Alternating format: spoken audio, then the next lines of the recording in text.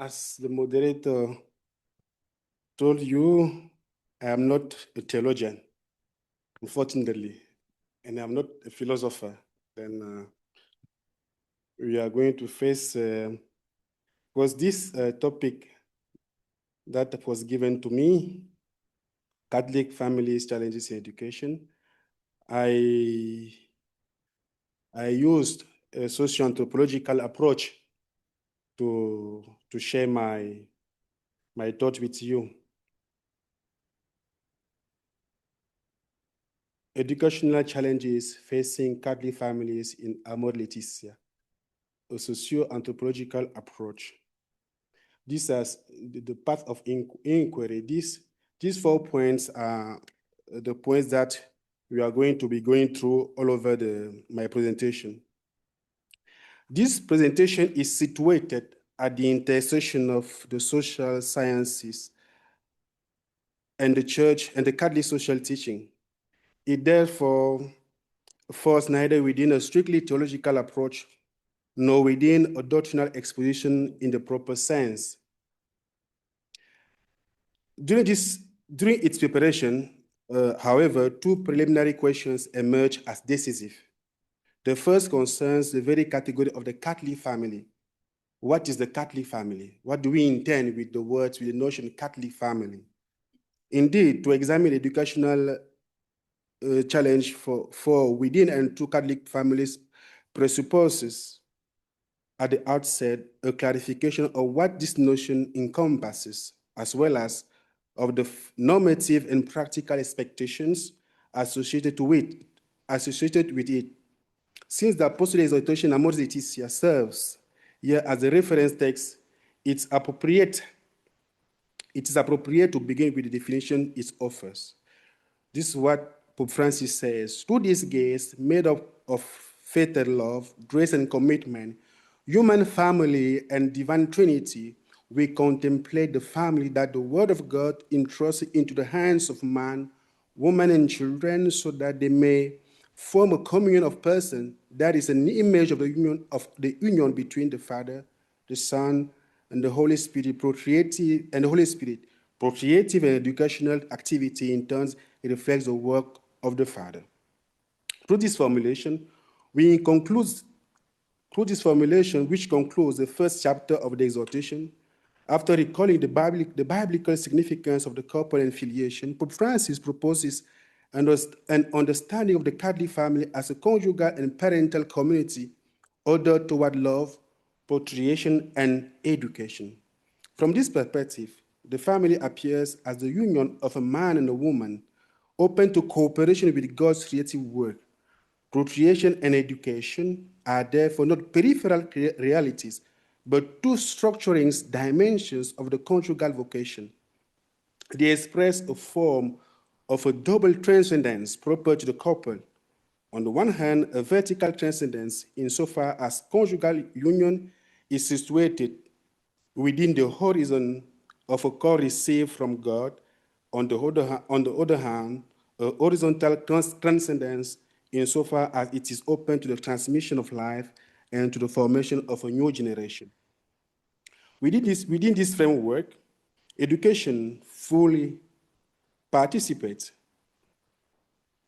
Education fully participates in this dynamic of openness, since it commits parents not to withdraw into the sole conjugal relationship, but to assume responsibility for the human, moral, and spiritual growth of their children.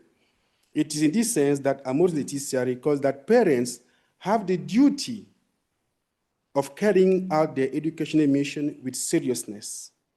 Accordingly, within the scope of this presentation, the reflection will focus primarily on families of the baptized, constituted around a man-woman couple engaged in the education of children.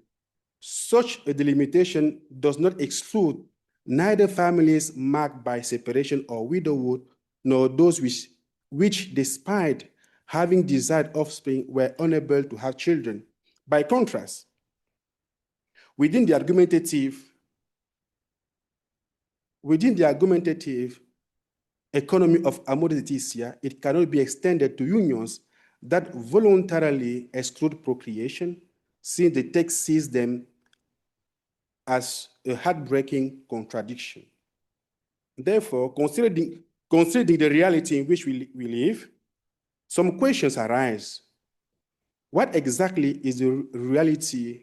Because in the beginning, as I say, my introduction was really, I tried to take a principle of Pope Francis, who says that reality is greater than idea.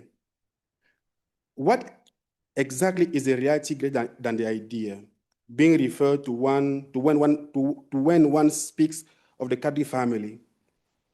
Without claiming exhaustiveness, three contemporary contexts appear particularly structuring in this regard: the market, the rise of far-right politics, and the digitalization of reality. Other analytical frameworks could certainly have been chosen. Nevertheless, these three dimensions are of particular interest insofar as they jointly configure the current conditions of social existence. Catholic families do not confront them separately, but rather experience them simultaneously within the very texture of ordinary life. Other questions arise. Does Catholic education still have a future in societies where families are increasingly confronted with public policies liable to include into their intimacy and to relativize their role as primary educators? This question does not stem from a merely confessional concern. More broadly, it calls into question the place accorded to the family within the contemporary architecture of socialization. In the digital age,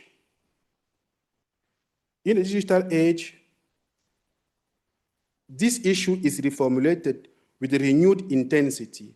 How can one maintain educational and symbolic coherence within a family space that is no longer always structured as a community of life grounded in reciprocity, but sometimes tends instead to fragment into a juxtaposition of individuals exposed to differentiated flows of information? Whereas cultural mediations were once largely shared within the household, contemporary digital environment individualize content, personalize stimuli, and reconfigure the very condition of transmission. The question does become this: are we, how are we to think about the educational unity of the Catholic family when each of its members evolves within a partially distant algorithmic media universe?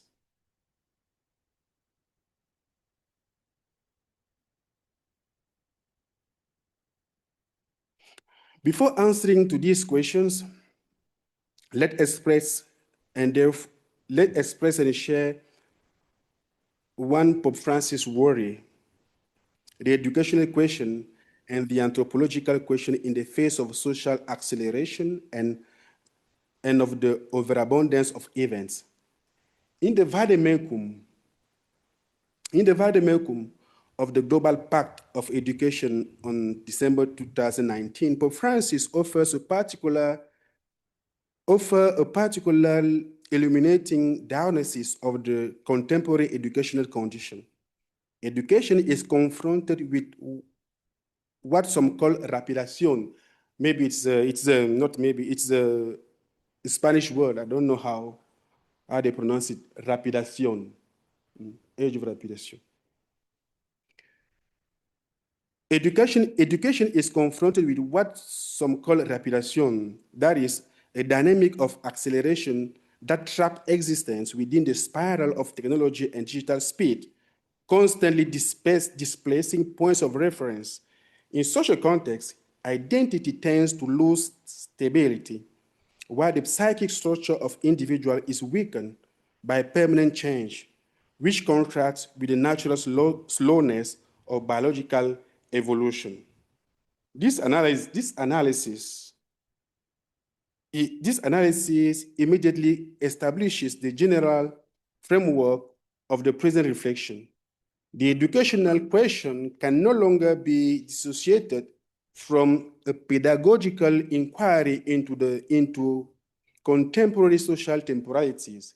It is also in this sense that Leo XIV, in his first encyclical Magnificat Humanitas, underscores the need to rethink the forms of educational transmission. Many educational systems struggle to adapt to the pace of change and to sustain the integral flourishing of students.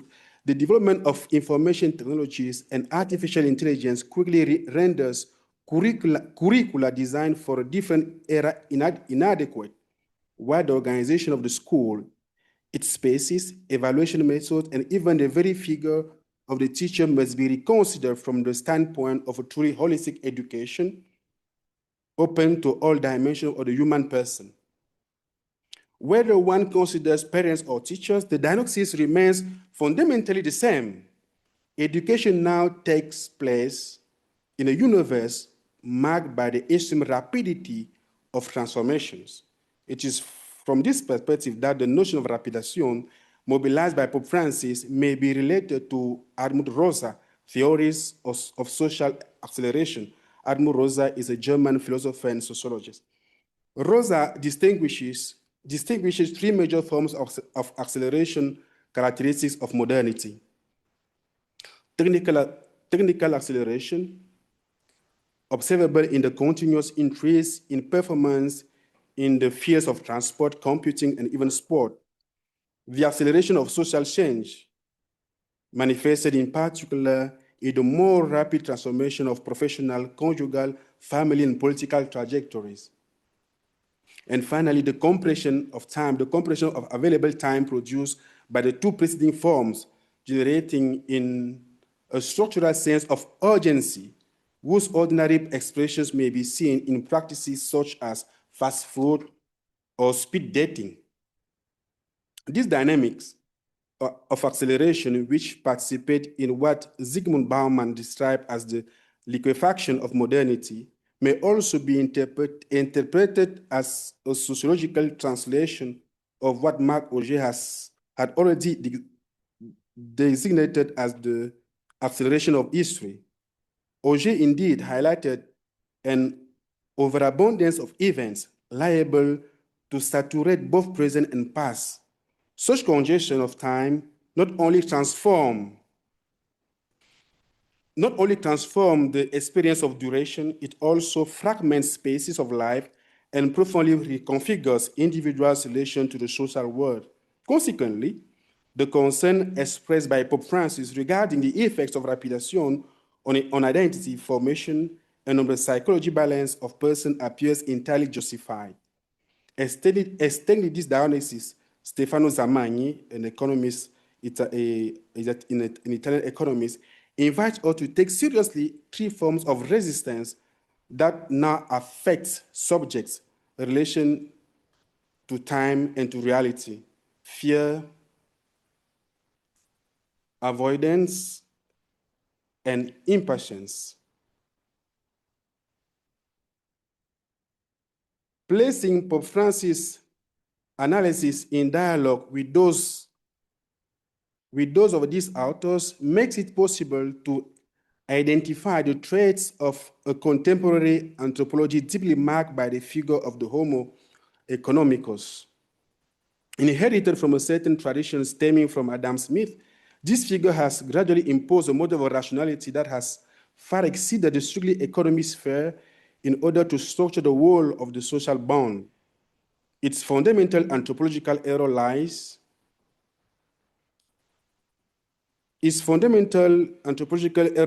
in reducing the space of life to a market within which a human being would act solely according to self-interest, while the common good would appear as a normative fiction devoid of real efficacy.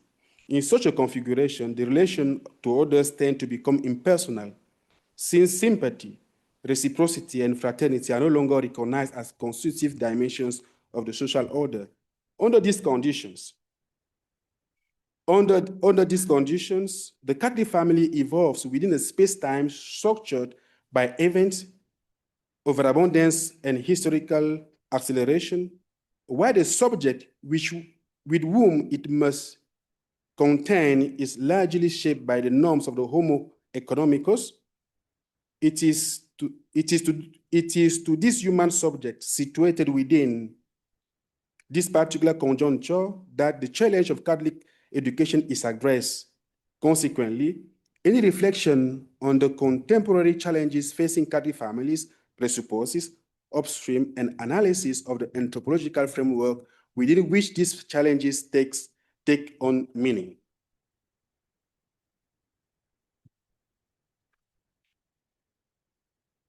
Now let's go to the context in which our families, the Catholic families, are living, the challenges they are facing. Our working hypothesis here is that within this geopolitical area, a large proportion of families are still composed of baptized persons socialized to varying degrees within a European culture historically marked by Christianity. On this basis,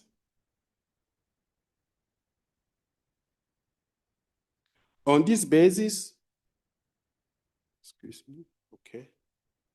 On this basis, the present section seeks to examine a political and social environment that increasingly constitute a challenge for families wishing to orient their existence according to evangelical principles. In order to specify the normative framework of this analysis, it is useful to revisit paragraph 84 of Amoris Laetitia, which provides a central point of reference for thinking through current educational issues. The Synod of Fathers also state that one of the fundamental challenges facing families today is surely that of education, a task made more demanding and complex by today's cultural situation and the great influence of the media. The church plays a precious support role for families, starting with the Christian initiation through welcoming communities. But, Pope Francis continues, but I would also stress that the integral education of children is both a most essential duty and a primary right of parents. This is not only a burden or encumbrance, but also an essential and inalienable right that they are called to defend and of which no one may claim to deprive them. The state offers an educational service in a subsidiary manner, accompanying the indelegable responsibility of parents. They have the right to be able freely to choose the kind of education that they wish to give their children in accordance with their convictions. Schools do not replace parents, but complement them. This is the basic principle. All other participants in the process of education are only able to carry out their responsibility in the name of the parents, with their consent, and to a certain degree with their authorization. Yet a break has opened up between the family and society, between family and school. The educational pact today has broken down, and consequently, the educational alliance between society and the family has entered into crisis. This passage from Pope Francis highlights four major dimensions of the contemporary educational equation. The increasing complexity of the educational challenge under the effect of contemporary cultural transformation and the growing influence of the media. The primacy of parents in the education of their children correlated with the subsidiary character of state educational intervention. The crisis of the educational pact between family, school, and society, and finally, church-specific responsibility in accompanying parents in the fulfillment of their educational mission. Today, one can observe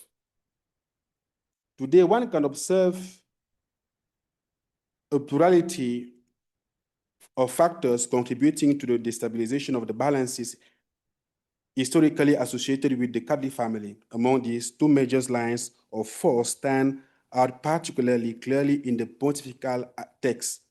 On the one hand, the growing influence of the media on processes of socialization and transmission. On the other hand, the state intervention in domains that intrinsically touch directly upon education, procreation, and the organization of family life. The political context and social challenge, I will take the example of Italy, since I live in Rome. Then I'm very, we have this everyday experience. In a country such as Italy,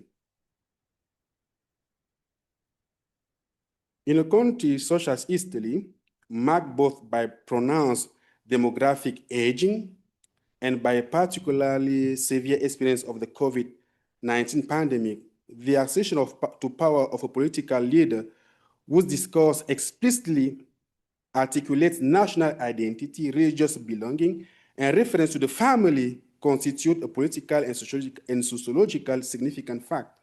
The following statement provides an exemplary illustration. In Italian, this is more expressive.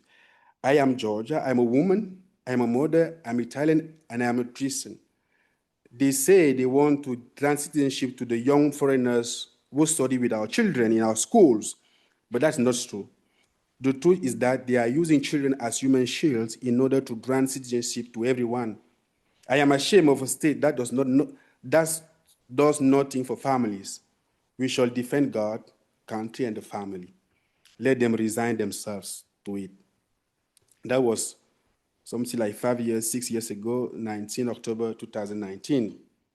This speech by Giorgia Meloni, delivered in St. John's Square in a symbolic proximity to the Holy See, seat of Catholicism, condenses a number of characteristic features of the contemporary radical right in Europe. It highlights a process of rightward reconfiguration of the Catholic referent, perceptible in the articulation between identity-based rhetoric, the essentialization of belonging, and the legitimation of policies of distinction or even segregation. In such a context, Catholic families find themselves immersed in a socio-political environment traversed by profound tensions between evangelical universalism and logics of exclusion. Several questions therefore arise. How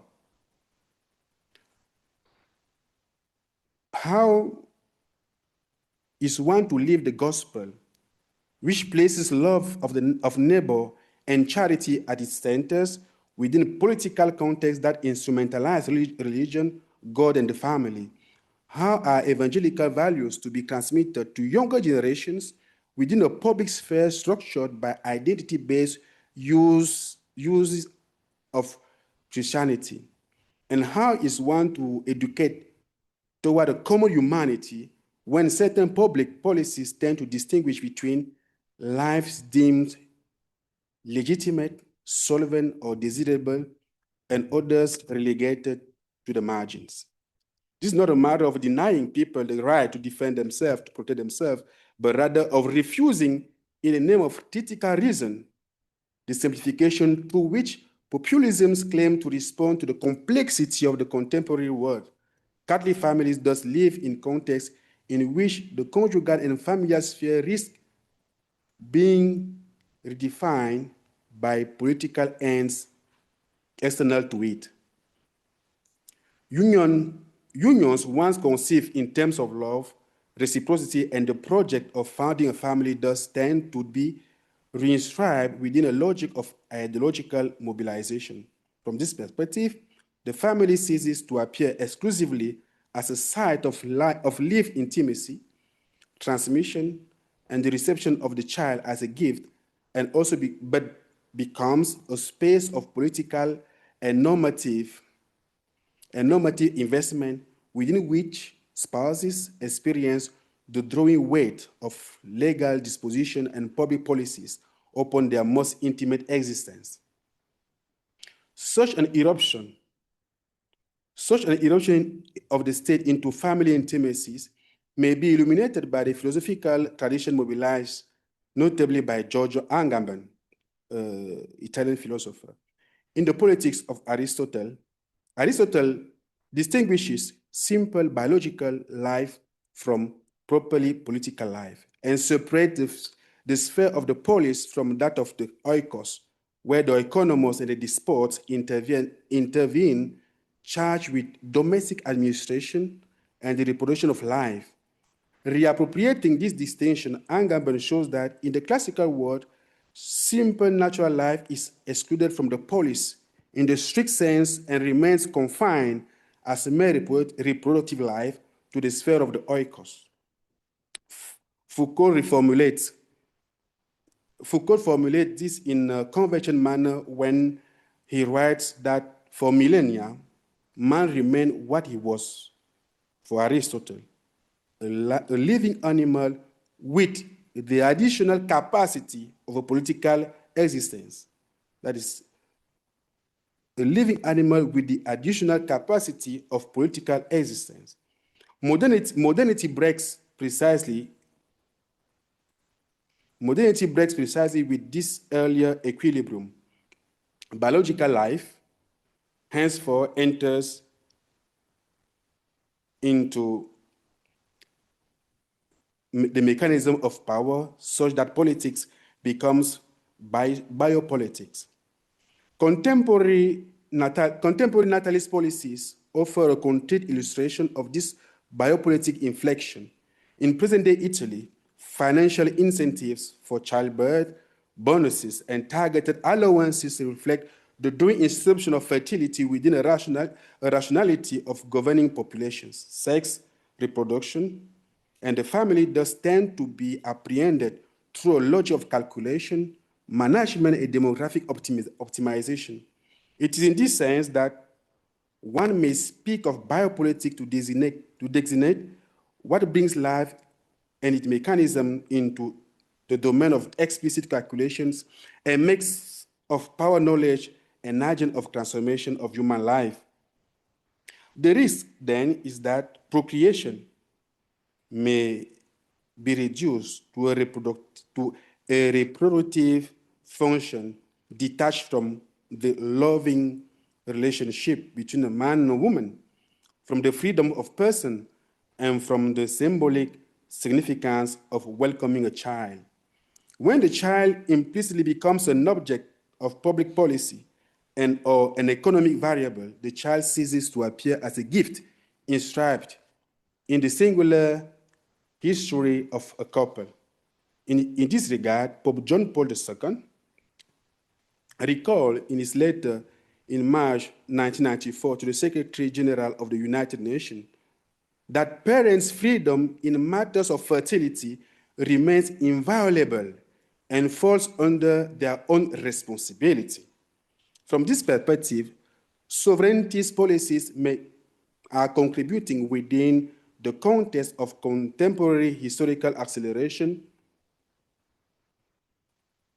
to intensifying the symbolic and relational disintegration of the family. Now, another challenge of the family in education, apart from the politics, is now the form, the morphology of families. Another major educational challenge lies in the very transformation of family form, morphology. When Amor Leticia affirms that large families are a joy for the church, the text implicitly valorizes a conception of the family as an extended space of socialization and common life. Contemporary societies, however, increasingly display configurations marked by the reduction in household size and the intensification of experience of solitude. In this respect, the African adage, according to which it takes an entire village to educate a child, takes on particular resonance. If the education of a younger generation constitutes a growing challenge, this is not primarily because parents have become incapable of educating, but because family environments are being objectively reconfigured. The decrease in the number of family members has direct effects on the transmission of dispositions such as charity, self-discerning, sharing, openness, and reciprocity. It also contributes to the rarefaction of proximate social ties. thereby preparing the ground for forms of existence that are more mediated and at times more virtual than relational. From this standpoint, the Italian case provides a particular significant illustration in its demographic projection of this year, the ISTAT, that is the National Institute of Statistics, 2026. That report highlights a clear structural evolution. In brackets, evolution is in brackets. Even though the total number of families continues to rise, the average number of persons per household declines markedly. Large families have become uncommon, while households composed of one or two persons now predominate. See that in Italy you have 37% of family of household of one individual, and 28%, 29% of household of only two individuals. The ISTAT also draws attention to the growing proportion of one person household and to the broader educational and social implication of shrinking family size. I will quote what the ISTAT said. The decline in fertility observed over several decades has led to a significant increase in the proportion of only children among the most recent generation. This change affects not only family structure, but also exerts a profound effect across the entire life course of individuals. During childhood and adolescence, the decrease in the number of siblings and cousins results in a lower relational density within the family network, thereby conferring a greater centrality on peer relation constructed in educational and social context external to the family. Over time, this effect extends to kinship as a whole.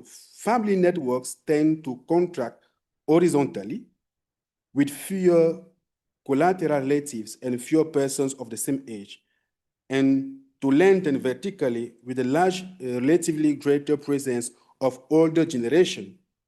The result is a relational configuration characterized by reduced opportunities for sharing among siblings and cousins, together with the consecration of caregiving responsibilities on a more limited number of individuals.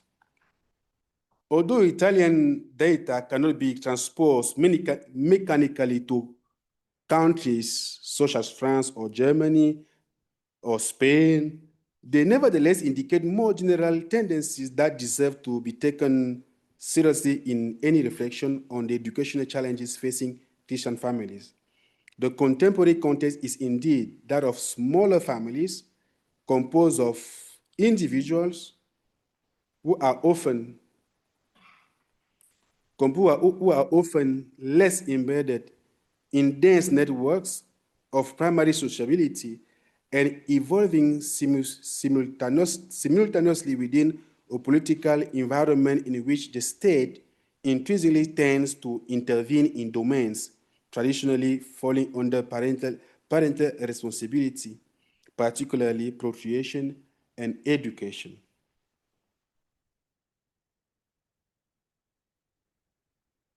The two last challenges, the challenge of cultural mediations and the social familial bond.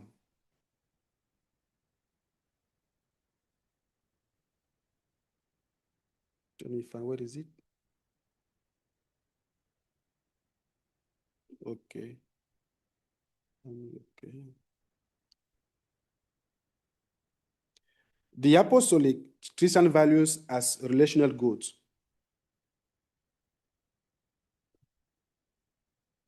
Christian values as relational good. The apostolic exhortation Amoris Laetitia offers an understanding of the family that is at once theological, anthropological, and sociological, when it affirms that the family is the first school of values where we learn the right use of freedom and then that it constitutes the place of primary socialization. That is Amo Laetitia speaking, because it's the first setting in which one learns to relate to another, to listen, to share, to enjoy, to respect, to help, and to live together. It foregrounds the primordial function of the family in the moral and relational formation of subjects. Such a perspective may be clarified through Alain Caillet's distinction between primary sociality and secondary sociality.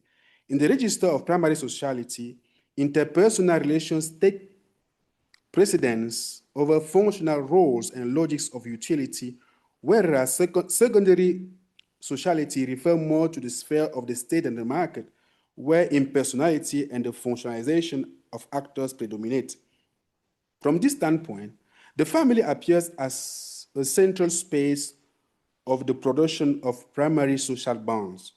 It does not merely constitute a domestic unit.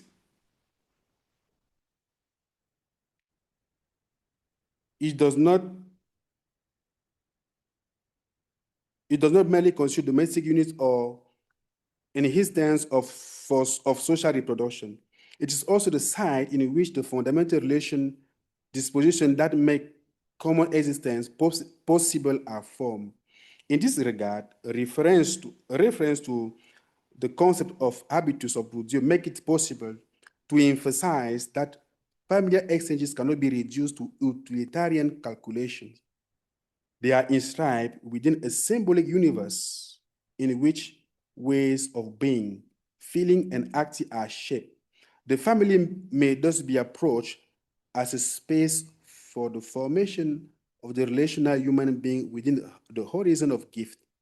For this reason, the qualities enumerated in Amor Laetitia, patience, service, humility, kindness, detachment, refusal of violence, forgiveness, sharing, joy, mutual trust, and self-denial may be interpreted within the framework of relational sociology as so many relational goods.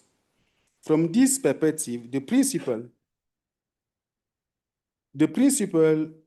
of reciprocity appears decisive insofar as it conditions the very possibility of producing and maintaining the other relational goods. It follows that the familiar transmission of this disposition does not amount to a simple normative exhortation. It presupposes a continued practice, a long-term educational labor, and a progressive incorporation of ways of acting. This explains why Pope Francis implicitly mobilizes categories close to the habitus of Bourdieu, as well as the interiorization and repetition of Berger and Luhmann. Pope Francis says that it is necessary to develop habitus. This is a merely sociological, anthropological concept. It is necessary to develop habitus, says the Pope. Likewise, habits acquired from childhood have a positive function, helping the dread values that have been interiorized to be translated into sound and stable outward behaviors. One may have sociable feelings and a good disposition toward others, but if over a long period one has not been accustomed through the insistence of elders to say please, sorry, and thank you, that good inner disposition will not easily be expressed in such form. The strengthening of the will and the repetition of specific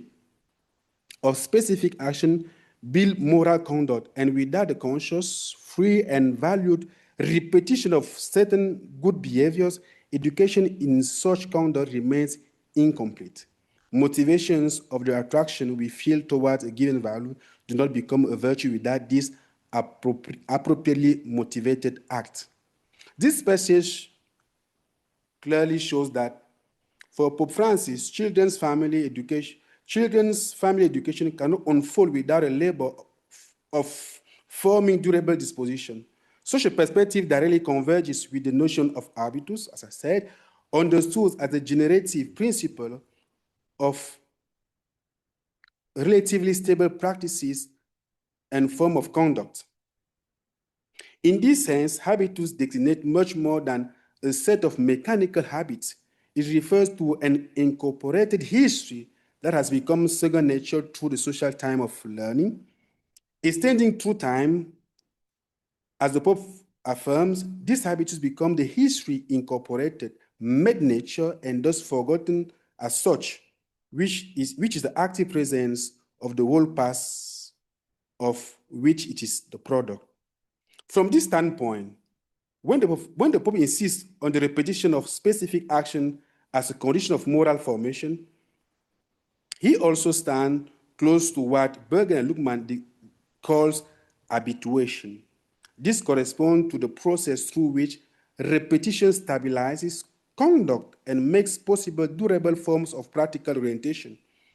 The repetition of an action creates a pattern that can be reproduced with an economy of effort and in which ipso facto is apprehended by its performer as that pattern because habituation provides the direction and the specialization of activity. Understood in this way, family education appears as a patient labor of incorporating relational, moral, and symbolic schemata without which values would remain mere abstract intention. Thus, when Pope Francis affirmed that no family drops down from heaven perfectly formed, family needs constant to grow and mature in the ability to love. He invites us to understand the family as a dynamic, processual, and constructible reality. Family life does not rest upon a spontaneous harmony. It presupposes the continuous commitment of its members to the production, maintenance, and transmission of positive dispositions. From this point of view, the formation of values, or more precisely of relational goals, constitute in itself a major educational challenge. Yet this challenge is today reinforced by social and technical transformations that weaken the very condition of their everyday reproduction. Now, the last challenges I mentioned is the presence of the digital in the family sphere. Amoris Laetitia explicitly expresses concern regarding the possible erosion of family values under the effects of contemporary transformation in media environment. In this regard, the text recalls that the family must ask itself to what contents and influences it exposes children, especially when they access the world through screens. It also underlines that the means of social communication may, in certain configuration, weaken the values transmitted within family life. The issue, therefore, is not that of an abstract refusal of technology, but rather that of the cultural and symbolic mediation that now shape processes of socialization. It is from this perspective that Pope Francis returns to the challenge of contemporary acceleration in order to underscore the specifically educational importance of learning patience. Within the family, says the Pope, one can also learn to discern critically the messages conveyed by the various means of social communication. Unfortunately, many times certain television programs or forms of advertising have a negative impact and weaken the values received within family life.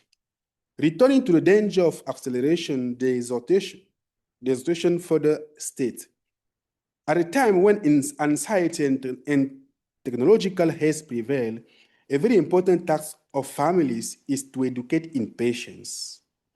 This does not mean forbidding young people to play with electronic devices, but rather finding ways to create in them the capacity to distinguish between different logics and not to apply digital speed to every area of life. The theme of patience. The theme of patience has mobilized, therefore, as mobilized here by Pope Francis, may be interpreted as a warning against the generalization of digital logic to all spheres of existence. This development forms part of a broader context marked by the extended commodification of social relations and by the corresponding weakening of human bonds and solidarity. The financialization of and digitalizations of a growing share of ordinary activities tend to transform the family sphere by reducing the role of the content mediations that once structured common life.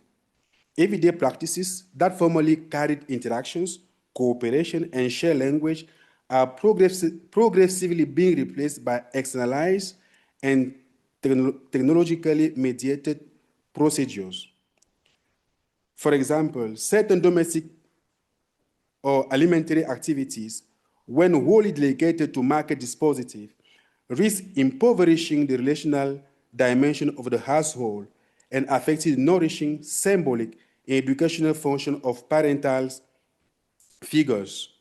More generally, the automation of ordinary gesture favors the emergence of forms of life less disposed toward patience, toward waiting and reciprocity. What is at stake here, therefore, is not merely a technical change, but a transformation of the anthropological conditions of familiar coexistence. In this sense, the erosion of everyday rituals of speech, sharing, and proximity directly affect the production of relational goods within the household. The social acceleration, the technological speed, the financialization and the digitalization of life thus converge upon a single anthropological question, that of the relation to the other, and more particularly to the you, the person in front of me, the other. These processes do not merely modify the instruments of communication, they reconfigure the very modalities of presence, attention, and reciprocal engagement. The irruption of artificial intelligence into digital interfaces further radicalizes this development insofar as it tends to substitute procedural mediations for certain human interactions. Hence, the warning of Amor Laetitia acquires renewed force.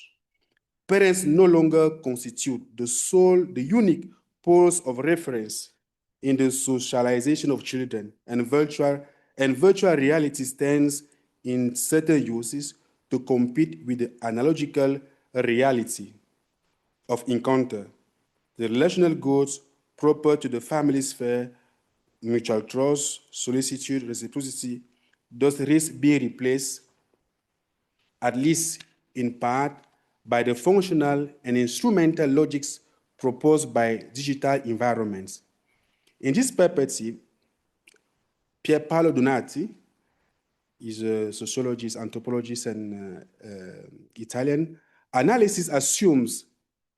Donati analysis assumes particular importance when it underscores the specifically relational dimension of contemporary digital reality. Pope Francis' concern regarding the omnipresence of screens thus appears sociologically well-founded insofar as if the world, he says, that is Donati speaking, if the world is only made up of available and consumable objects, such as new technologies, there's no room for meaningful relationships. People cannot enter this world in relation to others with whom they can have authentic shared experience.